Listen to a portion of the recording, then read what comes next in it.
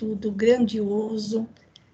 Estamos vendo, aprendendo, conhecendo tantas coisas.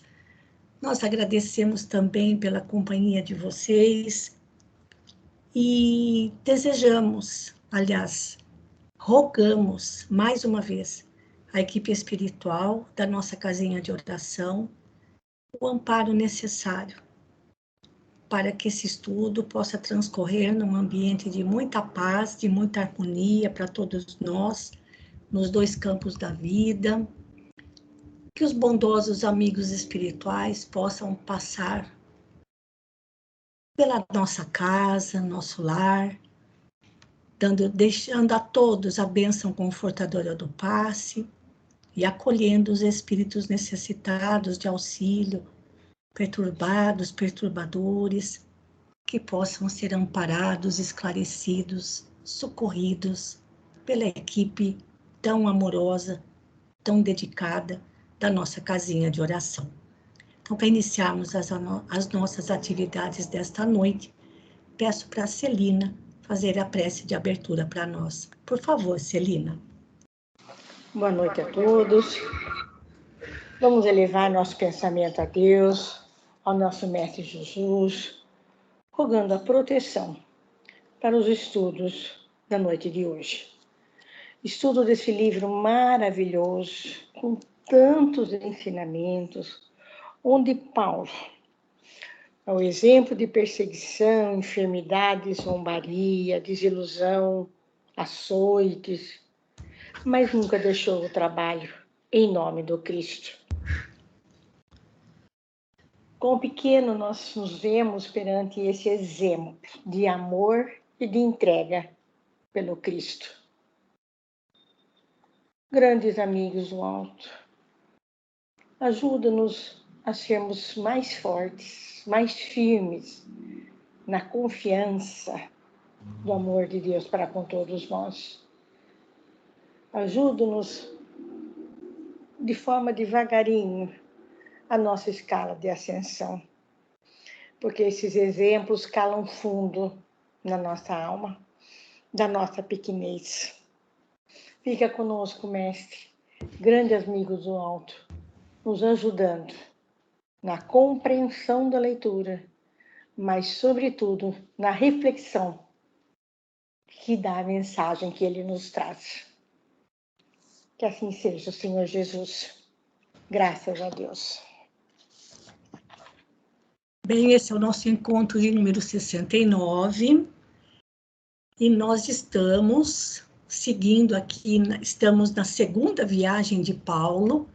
Paramos no ponto em que Paulo se encontra na cidade de Atenas, onde, depois de falar muitas vezes em praça pública, conseguiu que fosse permitido a ele discursar no Areópago. Nós mostramos para vocês na semana passada, mas na visualização em 3D não ficou muito legal.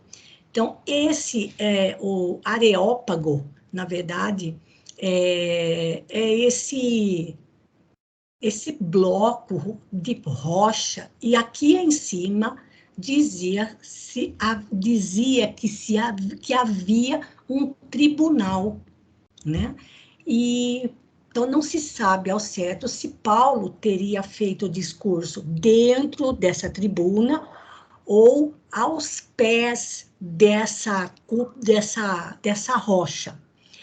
E nós vamos mostrar para vocês lá no Google Earth, em 2D, que fica melhor para usar o Street View, que bem aqui embaixo, gente, nesse sopé, bem aqui embaixo, olha, bem nesse pedacinho escondido aqui, por trás dessas árvores, mas bem no sopé, tem uma placa com o discurso feito por Paulo, em grego, claro, né, gente? Lembrando que Paulo deveria falar muitíssimo bem o grego. Então, eu vou sair aqui do PowerPoint e já deixei até aberto para facilitar para a gente a visualização, aqui no Google Earth. Olha, Aqui está em 2 dimensões. Aqui está o bloco rochoso, onde tinha o tribunal, segundo dizem. Do lado de cá é a Acrópolis, que significa cidade alta, com o grande monumento, templo de Partenon, dedicado à deusa Atena, que significa a deusa da sabedoria. Então, vou aproximar um pouquinho aqui, gente, para a gente chegar no pé desse monte, dessa montanha rochosa, porque é por aqui, bem no sopé, que tem a placa. Não dá para ver direto na placa, mas dá para a gente ver aqui desse canto, aqui, olha. Colocar a visualização aqui, ó. Olha, a placa tá aqui, ó. Aqui tá, não dá para aproximar porque o carro do Google passou por essa estradinha, certo? E não chegou mais perto da placa. Mas dá bem para ver em fotos. Vejam que aqui tá bem no sopé, né, desse grande rochedo aqui, que é o Areópago. E aqui tem a placa contendo o discurso que Paulo fez. Está em grego. E isso ficou, portanto, registrado. Então, realmente, ele esteve aí e realmente ele discursou. Ora, se ele fez o discurso do lado de fora, se ele fez o discurso lá em cima, dentro daquele tribunal, é uma informação que não ficou muito clara, nem mesmo no livro dos Atos dos Apóstolos. Certo, gente? Então, vejam como é interessante isso. E outra coisa que, tá vendo aqui a gente vê o caminhar aqui, mas só a direção da setinha é por onde passou a câmera do Google Earth. Então, quando a gente volta para cá, tá vendo, olha, aqui em cima tem muita visitação, né? As pessoas vão lá para visitar, vamos ver se a gente... Olha quantos pontinhos azuis aqui em cima, significa que foi... realmente muita gente passou, vamos ver se a gente enxerga a cidade daqui de cima lá, olha. Tá vendo? Ó? Aqui é o local rochoso. E era em cima desse rochedo que teria existido um tribunal onde Paulo teria feito o seu discurso, a sua pregação. Lá embaixo, a cidade de Atenas. Tá bom, gente? Então, agora deu para a gente visualizar melhor. E lá em cima, lá, olha que lindo, né? Lá em cima, a Acrópolis, com alguns templos ainda em pé, inclusive o Partenon, que eu acho o mais maravilhoso de todos. Muito bem, gente. Então, nós vamos sair aqui do Google Earth. Agora sim deu para a gente visualizar melhor. E vamos ao nosso texto. Nós paramos, eu marquei aqui, nós paramos no parágrafo 40, que é o próximo. Mas só para dar uma recordada, gente. Paulo conseguiu, por intercessão de um Dionísio, que Emmanuel afirma ser um homem culto e generoso, que atendeu às solicitações de Paulo para fazer uma pregação, um discurso para uma assembleia mais requintada. E Emmanuel diz que Paulo ficou impressionado com o auditório aristocrático, ou seja, ele agora falava para pessoas do mesmo nível intelectual que o dele. Lembrando que Paulo foi educado pelos melhores mestres da Grécia, de Alexandria, do próprio Egito e da própria cultura judaica. Então, agora o nível era outro, né? Mas lembrando também, no livro A Caminho da Luz, que Emmanuel comenta que vieram do sistema solar de Capela 4 grandes grupos de espíritos. E a característica dos 4 grupos era a mesma, muito orgulho. Então, era o grupo dos egípcios, dos hebreus, dos hindus e dos arianos. Os arianos formaram, quando reencarnados aqui na Terra, a grande família indo-europeia. Todos brancos. Então, ali nós temos os romanos, os gregos, os germanos, os latinos, lá os descendentes, lá todos de Roma, da Itália, descendentes ou daquele grande grupo dos arianos, muito inteligentes na parte administrativa, na parte de engenharia, mas muito briguentos por território. Especialmente na Grécia, muitos espíritos vindos de Capela eram grandes filósofos, grandes poetas, escritores. Tanto é que ali reencarnou Sócrates. Então, Paulo, quando Saulo, conhecia toda a cultura e a história da Grécia. O povo grego era politeísta, ou seja, tinha muitos deuses, vários deuses. Além dos deuses, tinham os heróis da mitologia grega, tinham as musas da mitologia grega. Mas entre os deuses havia um tal Deus desconhecido, que nós não vamos entrar em detalhes desse Deus desconhecido, porque até mesmo as informações ainda poderiam trazer mais dúvidas para a gente, e a gente acabaria fugindo totalmente do nosso propósito. E é justamente em cima desse Deus desconhecido, porque todos os deuses, heróis e musas da mitologia grega tinham imagens, eram representados por imagens, muitas vezes humanos misturados com animais. E esse Deus desconhecido não tinha imagem, nem nome, era só um Deus desconhecido. Não sei nem se, ou assim, colocar um Deus com letra D maiúscula, né? E Emmanuel diz que a palavra vibrante de Paulo apresentava cambiantes singulares, ou seja, ele sabia manusear as palavras de modo a causar impacto sobre o público que o ouvia, que não era gente pobre e simples do interior da Turquia.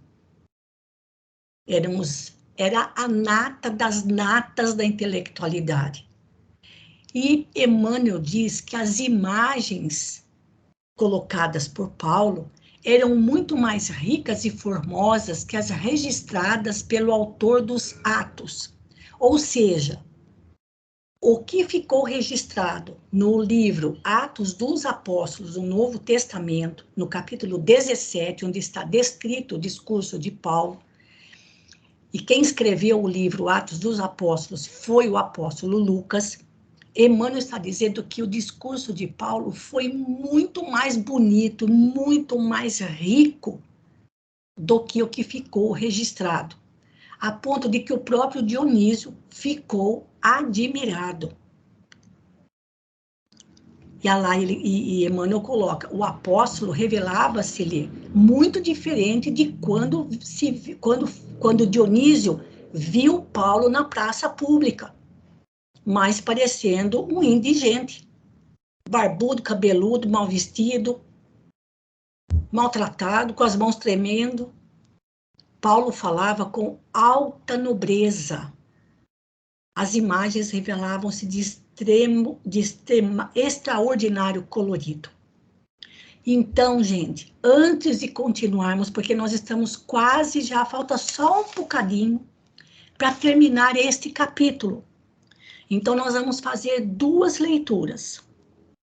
Nós vamos no Atos dos Apóstolos para ler e conhecer o discurso de Paulo, que é bem curtinho. E depois nós vamos ler uma página de Emmanuel, do livro Pão Nosso, onde ele comenta um versículo desse discurso de Paulo, do que aconteceu.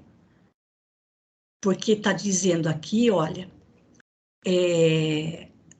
o problema foi quando Paulo começou a falar sobre a ressurreição, é que começou o tititi entre aquela elite intelectual. E eu acho engraçado isso, quando eu falava de ressurreição, porque um dos grandes filósofos da Grécia Antiga foi Pitágoras, que era reencarnacionista.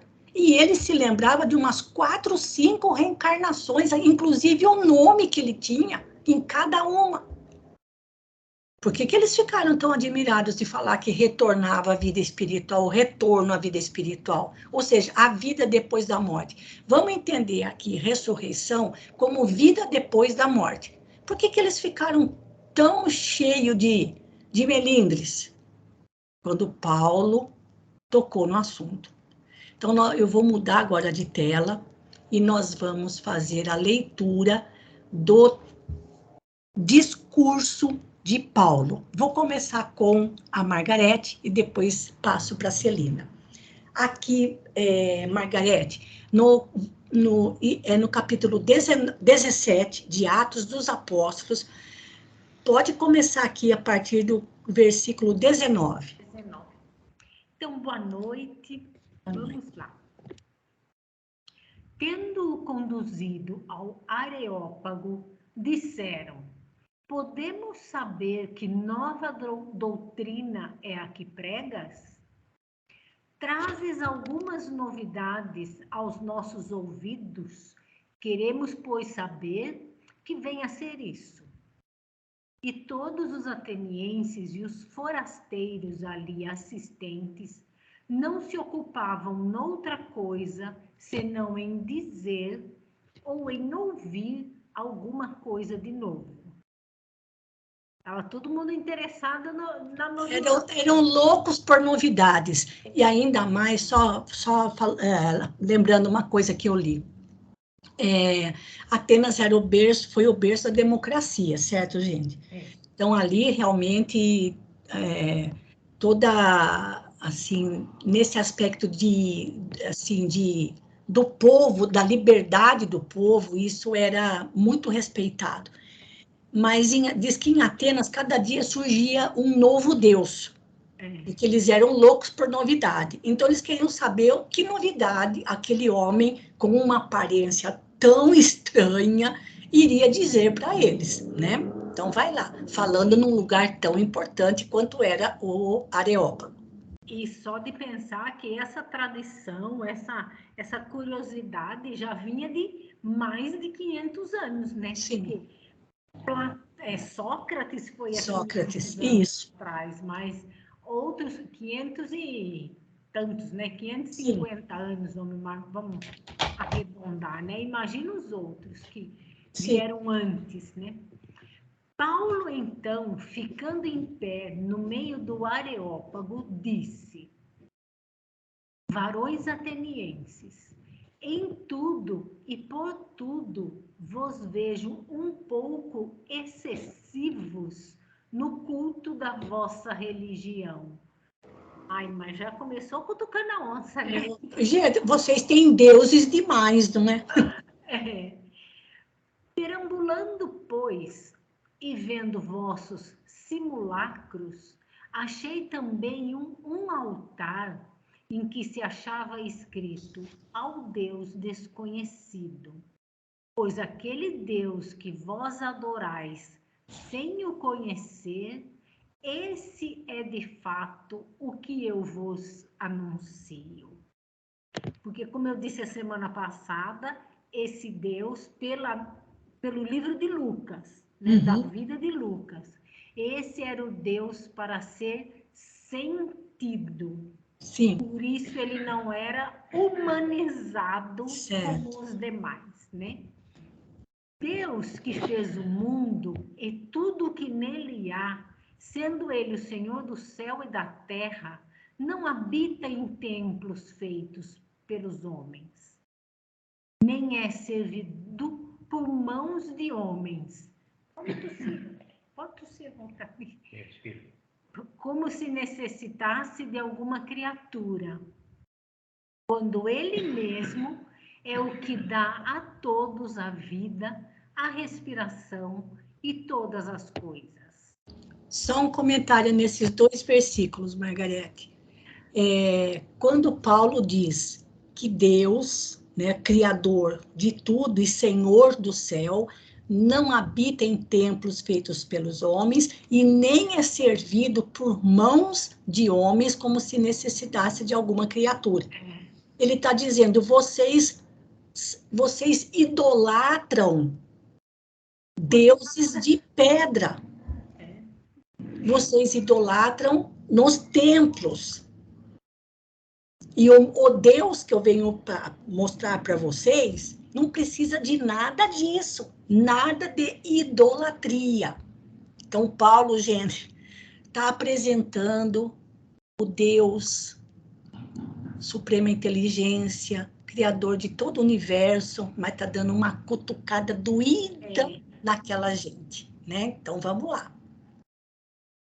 E de um só fez todo o gênero humano, para que habitasse sobre toda a face da terra, assinando a ordem dos tempos e os limites da sua habitação. Mais um comentário. Quando Paulo diz, e de um só fez todo o gênero humano, é como que dizendo, todos os homens são iguais. Em sua origem. Não tem ninguém melhor do que ninguém. E para que habitasse toda a Terra, que Terra com a letra T minúscula, hein, gente? Eu não falava do planeta, mas habitasse todo o mundo material.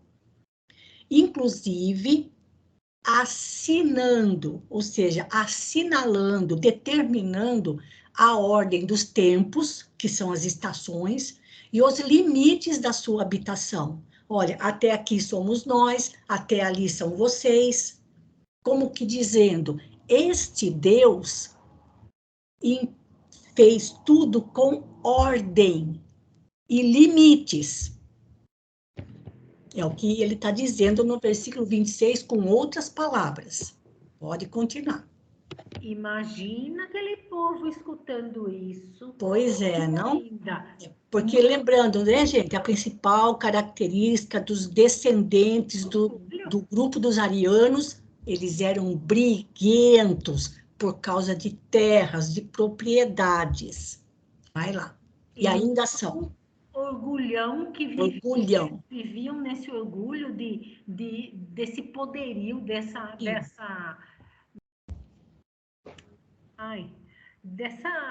de aparecer por tanto tempo, mas há 500 anos atrás, há muito tempo atrás, né? Sim. Para que buscassem a Deus, se porventura o pudessem tocar ou achar, ainda que não esteja longe de cada um de nós. Porque nele mesmo vivemos, nos movemos e existimos, como disseram alguns dos vossos poetas, porque dele também somos linhagem. Ou seja,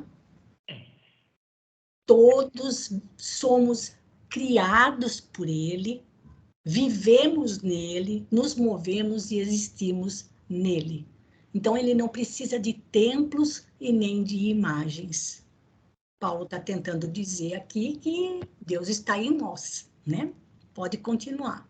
Sendo nós, pois, linhagem de Deus, não devemos pensar que a divindade é semelhante ao ouro ou à prata, ou à pedra lavrada por arte e indústria de homem.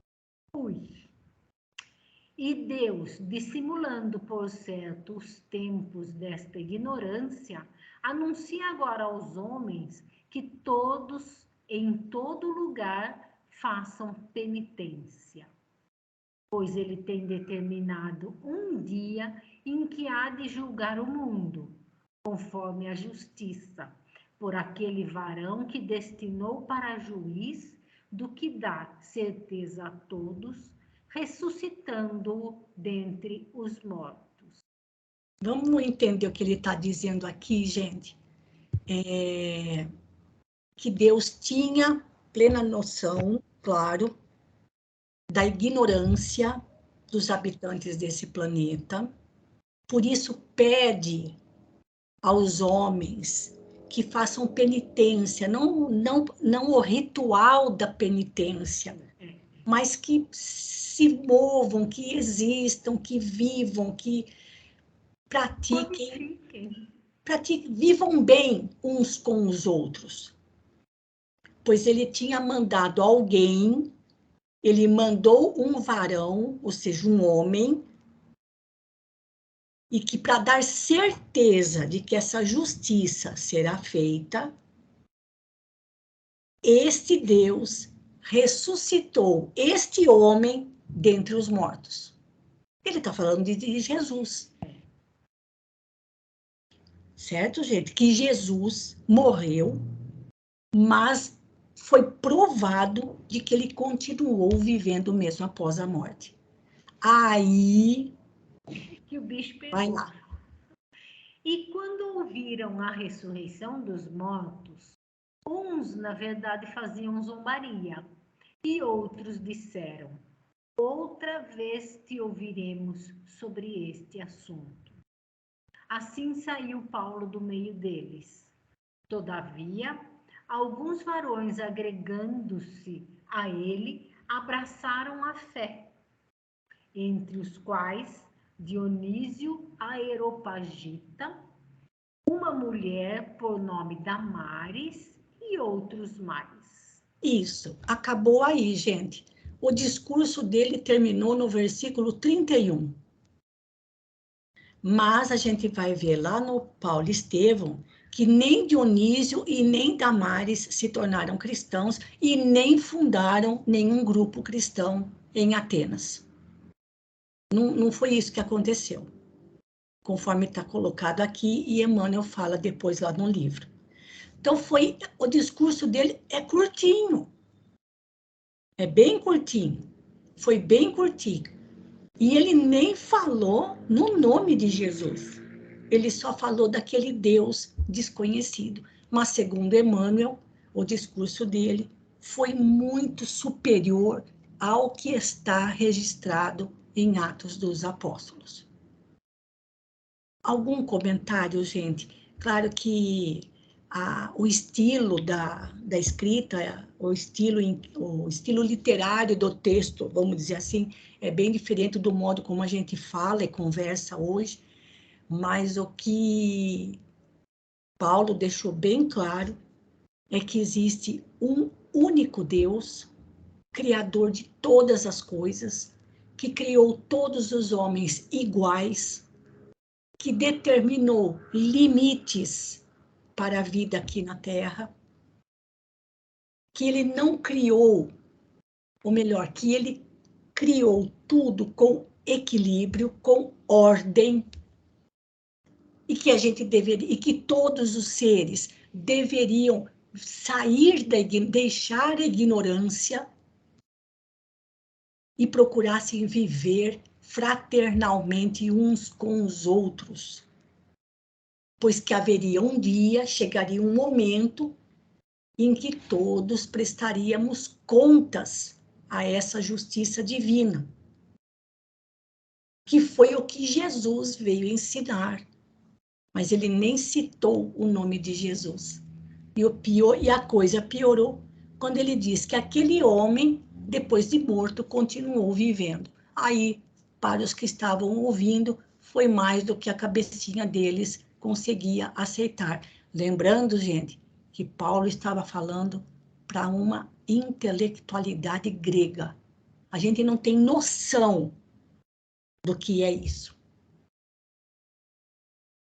Agora, vamos imaginar, né, Maroísa? O pessoal que estava ouvindo, criado, acostumado, criado e acreditando, né, na história de Zeus, que comia as pessoas para adquirir as virtudes dela, que devorava as pessoas, toda aquela mitologia Uma mitologia assim bastante pesada, intensa, né? Um negócio meio esquisito, e metade humano, metade animal. Eles tinham ali uma crença nesse tipo de coisa. Uhum. Aí vem um camarada desnutrido, barbudo, tremendo. Pois é.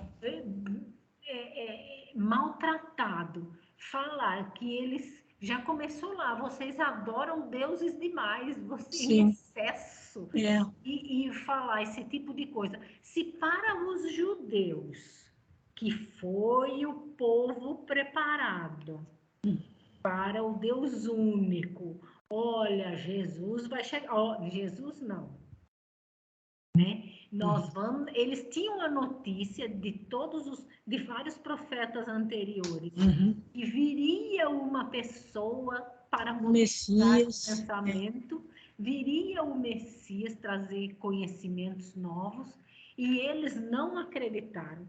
Imagina os gregos que viviam nessa condição totalmente diversa e assim politeístas, né? Com todo um...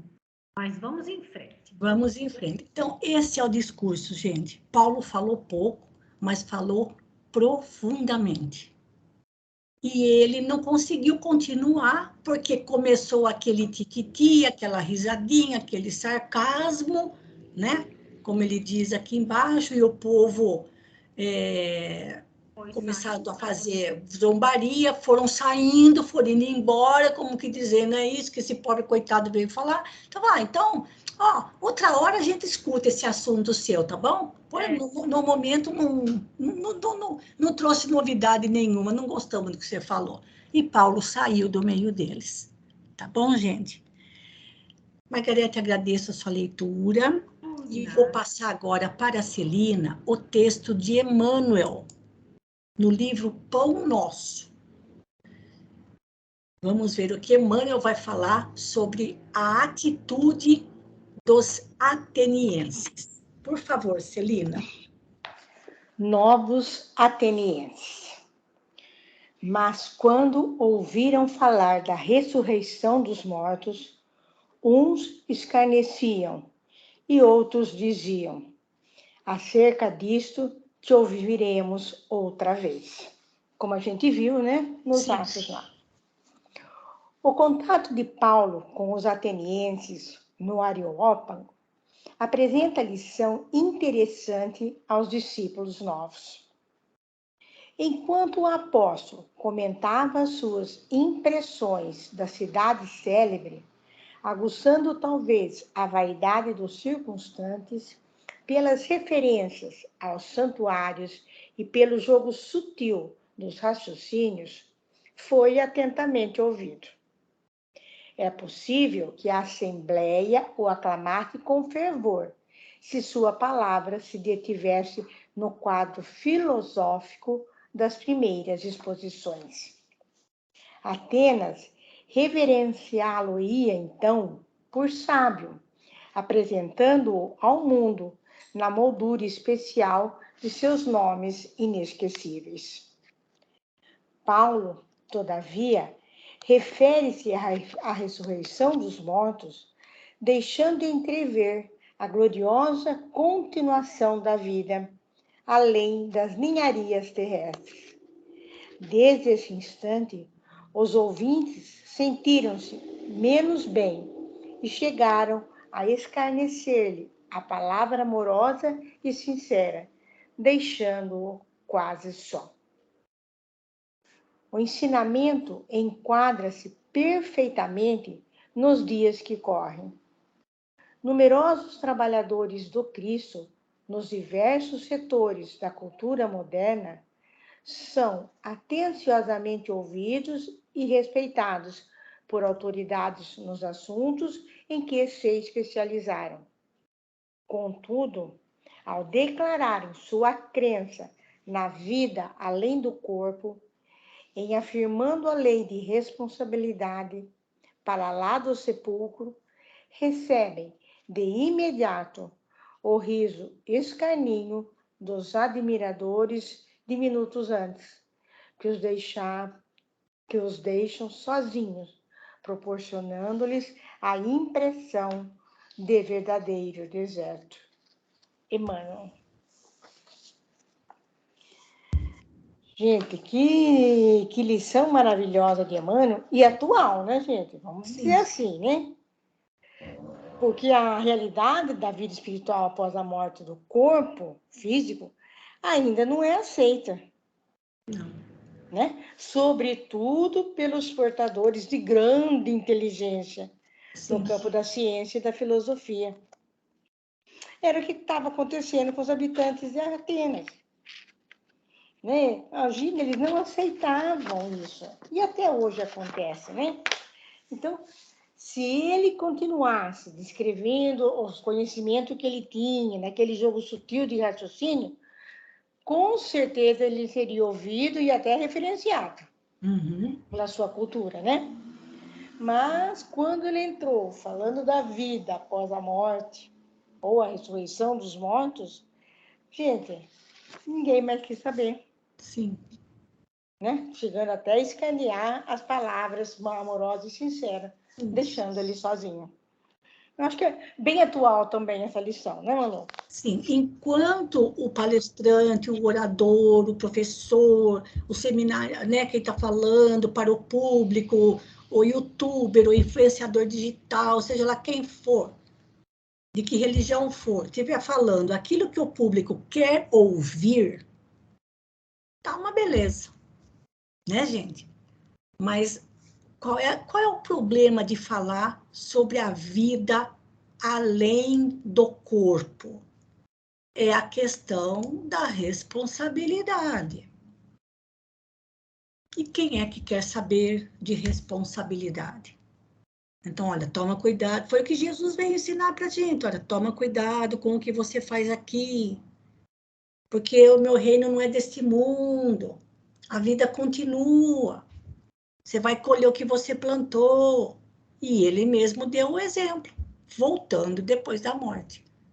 E isso não interessa ainda, gente, para milhões de pessoas encarnadas e mais milhões ainda de desencarnados que fazem de tudo para que o povo, para que as pessoas permaneçam na ignorância desta realidade, a realidade da vida após a morte.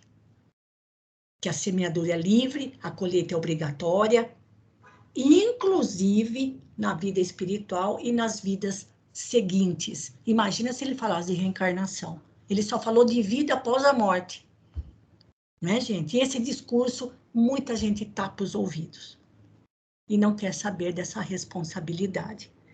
Acho que ficou bastante claro para nós, gente, essa questão do discurso. É importante para a gente conhecer, saber que o discurso de Paulo está no capítulo 17 de Atos dos Apóstolos, e que ele, embora tivesse falado brilhantemente a princípio, falando do Deus, Criador de todos, todos iguais, criou tudo com muita ordem, estabeleceu ciclos, que todos os homens são iguais, até aí tudo beleza. Mas quando entrou na responsabilidade após a vida, após a morte, a coisa mudou de figura. Então agora, algum comentário aqui que vocês queiram fazer desse trechinho? Não ficou tão difícil de entender o discurso de Paulo, certo, gente? Não ficou tão complicado para a gente, porque nós temos a leitura do Espiritismo. A doutrina espírita ajuda a gente a compreender bem o que Paulo estava falando, né? Então, agora vou fechar essa janela, porque agora nós vamos voltar para o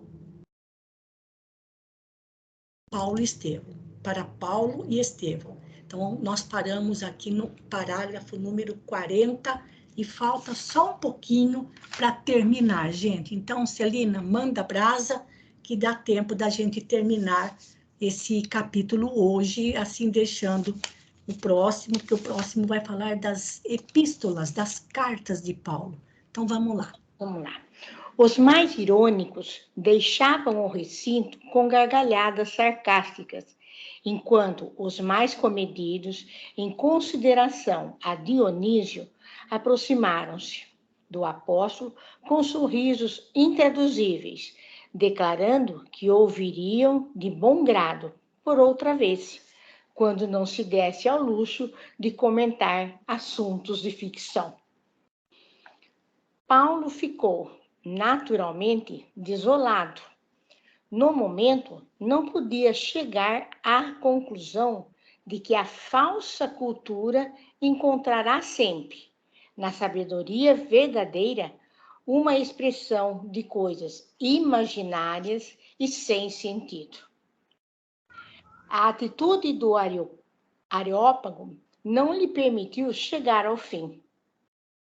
Em breve, o suntuoso recinto estava quase silencioso. O apóstolo, então, lembrou que seria preferível arrostar o tumulto dos judeus. Onde houvesse luta, haveria sempre frutos a colher. As discussões e os atritos, em muitos casos, representavam o revolvimento da terra espiritual para a semente divina. Ai, que lindo isso, gente. Lindo, poético.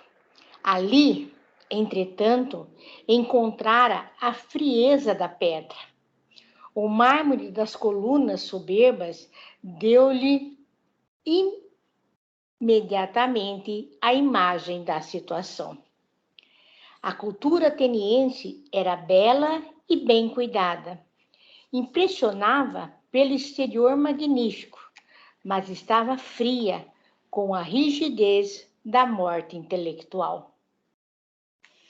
Apenas Dionísio e uma jovem senhora de nome Damares e alguns serviçais do palácio permaneciam a seu lado, extremamente constrangidos, embora propensos à causa. Não obstante o desapontamento, Paulo de Tarso fez o possível para evitar a nuvem de tristeza que pairava sobre todos, a começar por ele próprio. Ensaiou um sorriso de conformação e tentou algo de bom humor. Dionísio consolidou ainda mais sua admiração pelas poderosas qualidades espirituais daquele homem de aparência franzina, tão enérgico e cioso de suas convicções.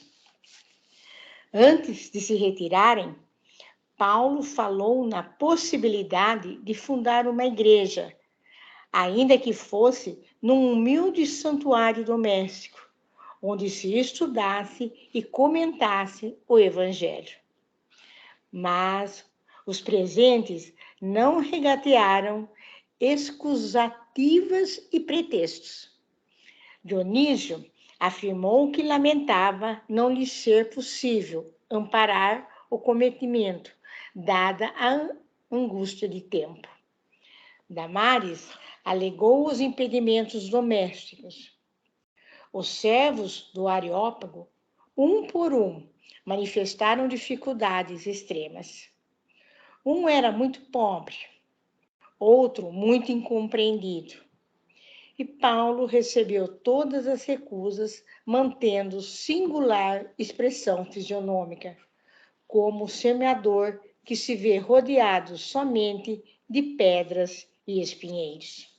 Não dá nem para imaginar, né? Por mais que Emmanuel coloque aqui, mantendo singular expressão fisionômica, não dá para imaginar. A decepção dele, né? É a grande decepção, né, gente? Mas destacando aqui que Emmanuel colocou algumas frases aqui realmente, assim, muito bonitas aqui num texto mais aqui para cima, gente. Aqui, ó. Aqui, olha. A falsa cultura encontrará sempre, na sabedoria verdadeira, uma expressão de coisas imaginárias e sem sentido. Era o que acontecia com os atenienses. E também o que aconteceu quando da chegada do Espiritismo, que foi tomado por coisas imaginárias e sem sentido. Exatamente isso, porque bate de frente com a situação dominante. E Paulo achou que era muito melhor arrostar, ou seja, enfrentar, discutir, pleitear, junto com os judeus tão sempre falantes e para defender Moisés, era preferível ali enfrentar o judaísmo, porque olha que frase, né, gente? Onde houvesse luta, haveria sempre frutos a colher. E que as discussões e os atritos, discussões aqui, gente, não no sentido de bate-boca, mas a gente interpreta muito mal a palavra discussão, discutir. A gente sempre acha que discutir para nós é bate-boca, discussão é bate-boca.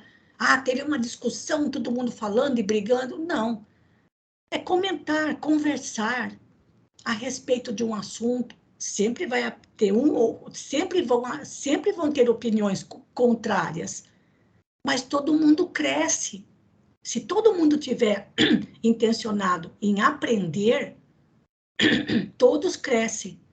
E que bonito isso que Emmanuel escreveu aqui, né? Como a Celina falou, é pura poesia, né, gente? Desculpa, então, toda a beleza estética de Atenas, com templos e construções maravilhosas que ainda estão em pé, era só fachada. Tanto é, gente, que Emmanuel, no livro A Caminho da Luz, diz que o povo grego, naquela época, assumiu um compromisso kármico muito grave pela morte de Sócrates. E foi por isso que muitos daqueles sábios e intelectuais gregos tornaram-se escravos dos romanos. Porque quem mandava em tudo, inclusive na Grécia, era o Império Romano. Então, por esse compromisso coletivo cometido contra Sócrates, aqueles intelectuais, né, tão aristocratas, acabaram se transformando em escravos. Então, era comum encontrar um escravo grego que desse aulas aos filhos dos seus senhores, porque ele, de cultura, tinha muito mais do que qualquer outro. Olha que coisa, né, gente? Então, toda aquela empáfia acabou caindo. Dionísio ficou, de alguma forma, bastante impressionado com a palavra de Paulo, mas tanto ele como essa outra jovem, que aqui Paulo coloca o nome dela como Dâmaris, deram 1001 desculpas, até mesmo os servos do Areópago deram várias desculpas, como tantas desculpas. Olha, se a gente fosse relacionar a quantidade de desculpas que a gente escuta, de não participar, de não ir, de não poder, de não isso, de não aquilo, de não querer aprender, de não... Olha, é uma coisa impressionante, e parece que essa prática, pelo jeito, é bem antiga, né? E assim vamos. Vamos lá, para a gente terminar, Celina. Falta só um pouquinho, está faltando bem pouquinho para terminar. Mas dá para imaginar a decepção do Paulo?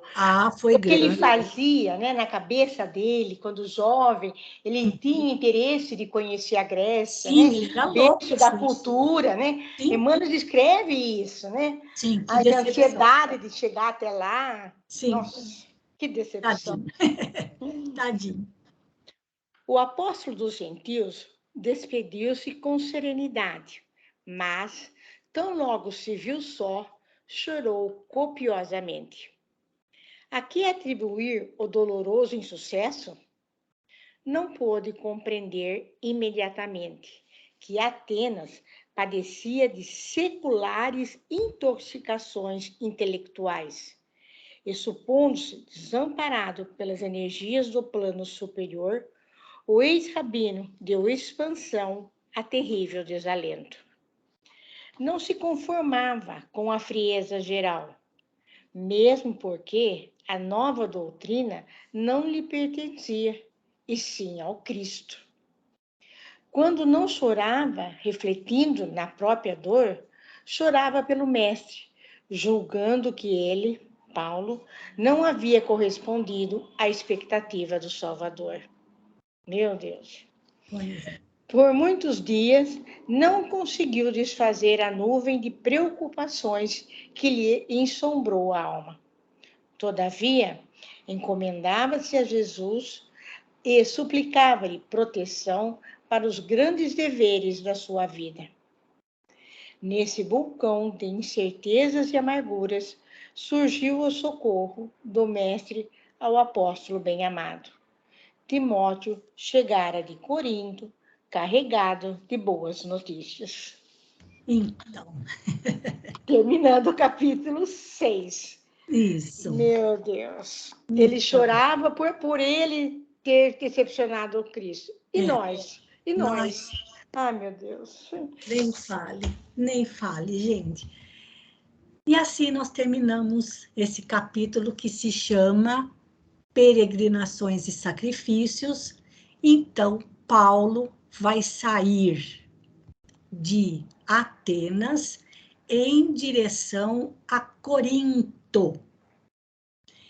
E vejam que muitas das cartas de Paulo são justamente para os gregos.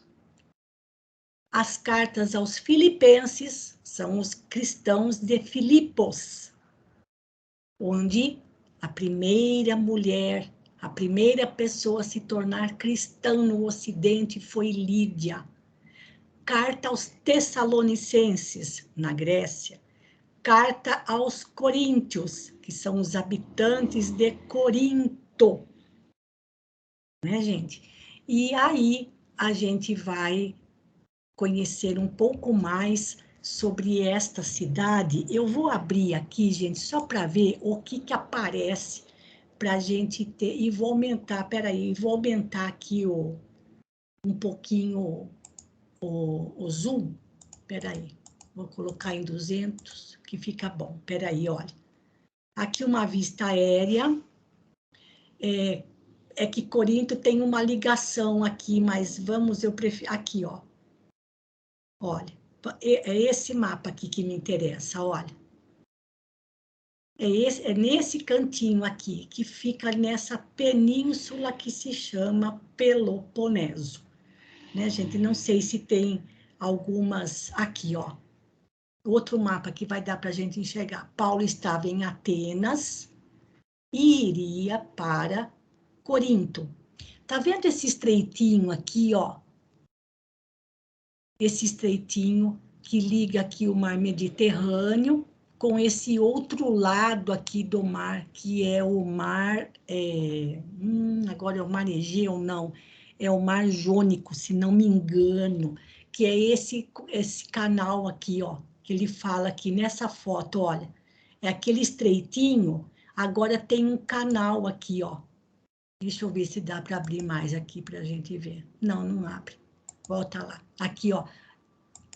Aumentar a foto. Agora sim, ó. Aqui tem um canal, ó. Onde os navios aqui é mar Mediterrâneo. Aqui ele pode passar daqui para lá. Que aqui já é um mar que fica entre a Grécia e a Itália. É o mar Jônico desse lado aqui e do lado de cá é o mar Egeu. Olha aqui, gente. Tá? Então, esse é o caminho, aliás, para esse lugar que Paulo foi. Deixa eu ver se tem alguma foto mais aqui, porque o que eu acho muito bonito, sabe, gente, também não tem. Teria que, para ver mesmo as imagens, tem que entrar lá no Google Earth, mas a gente deixa para fazer isso no nosso próximo encontro, tá bom? O melhor lugar para enxergar onde está Corinto é aqui, olha, tá bom? Paulo saiu daqui, né, gente? Lembra? Saiu daqui, da Turquia, passou por essa ilhota, chegaram aqui para Filipos, depois foi descendo, chegou em Atenas, de Atenas foi para Corinto, e em Corinto ele realmente iria ter surpresas muito agradáveis, tá bom? Então, só um pouquinho aqui para a gente conhecer para onde ele está indo, né? E, bom, quem faz turismo nessas locais, né, gente, encontra, assim, realmente uma parte histórica muito acentuada. E acho que viajar para esses lugares sem ter o mínimo de conhecimento da história local é ficar boiando, como seria o meu caso, que teria que teria que estudar história antes de poder conhecer esses lugares, porque muitas construções ainda continuam em pé. E diz que Corinto era uma cidade tão rica, mas tão rica, que as ruas eram, as principais ruas, as principais avenidas eram pavimentadas com mármore. Imagina isso, gente. Se a Grécia já era linda, Corinto não ficava por menos. Não, mas Timóteo, que era o filho de coração de Paulo, chegava com boas notícias para ele. Algum comentário, gente? Porque com isso nós terminamos o capítulo 6, tá bom? Eu só vou tentar achar, Maruísa, não sei se você lembra de não sei se era um documentário ou se era um filme sobre a vida de Paulo. Eu acho que rodou aqui esse documentário no nosso grupo. Mostra bem a cena, essa cena dele no Areópago. Que ele realmente fala, as pessoas riem, zombam. E eu tenho, assim, essa imagem na cabeça. Mas é brasileiro ou é estrangeiro? Porque tem uma produção brasileira, né, Margarete? De Paulo e Estevão, que é, inclusive, da nossa capa, que eu coloco sempre, a capa que eu coloco ali da abertura dos slides, é produção brasileira. É produção brasileira. Vou dar uma espiada e qualquer coisa eu mando lá para o grupo para quem quiser assistir novamente. E dele chorando, né? Que a cena, o que eu me lembro mais foi... Estou Tá me certo. lembrando de mas vamos lá. Vamos lá. Então, muito bem, gente. Assim nós terminamos e a Celina começou, a Margarete termina para nós. Por favor, Margarete. Então, vamos, mais uma vez, juntos, agradecer a Deus, agradecer aos bons amigos que nos auxiliaram neste momento de estudo, nesse momento de percebermos a aridez dos nossos corações, que consigamos perceber dentro de nós estes seres zombeteiros, o momento em que somos desculpistas, né? Achamos desculpas para não abraçar o trabalho que temos que fazer. Dá-nos força, Pai, dá-nos força, Jesus, para que consigamos termos minimamente a postura de Paulo, esperando a renovação, buscando essa renovação dentro de nós. Obrigada, Pai, por estes exemplos. Obrigada, Jesus. Obrigada, Chico Xavier, por nos trazer esta obra maravilhosa. Obrigada, Emmanuel, por todos estas cenas maravilhosas, estes exemplos a seguir. Fica conosco, Pai, que assim seja. Então, mais uma vez, queridos amigos, muito obrigada pela companhia. Desejo a todos uma ótima noite, um bom descanso e até sexta-feira, se Deus quiser, na nossa roda de leituras. E vamos continuando, lendo, aprendendo e disciplinando o nosso pensamento, principalmente. Um grande abraço, fiquem com Deus. Bom descanso.